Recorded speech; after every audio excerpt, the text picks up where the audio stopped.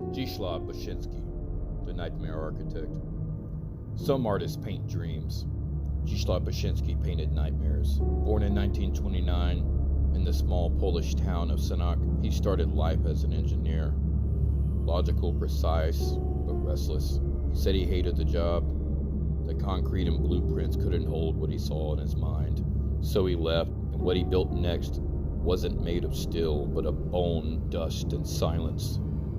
In the 1950s, Beksiński turned to photography and sculpture, twisting metal and plaster into warped, faceless forms. By the 1960s, painting took over completely, and he went deep, building vast landscapes of decay, bodies fused with architecture, time itself rotting away.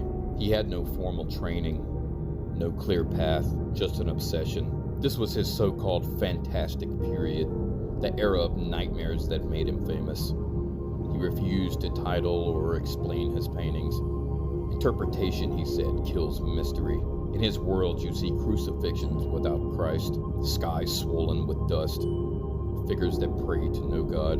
It all feels post-apocalyptic, yet strangely still, as if the horror has already passed and only the memory remains. Critics called it dark.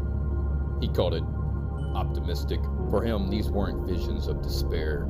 They were honest reflections of the world as he saw it.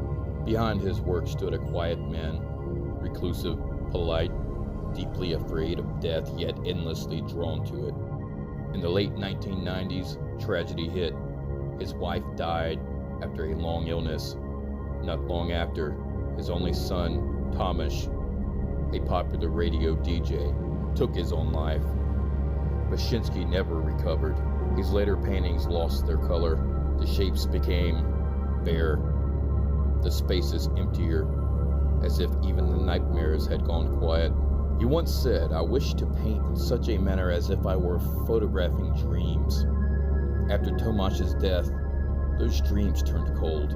In 2005, Beksiński was murdered in his Warsaw apartment, stabbed by a young acquaintance over a small debt, a brutal, almost absurd end for a man who spent his entire life confronting the absurd.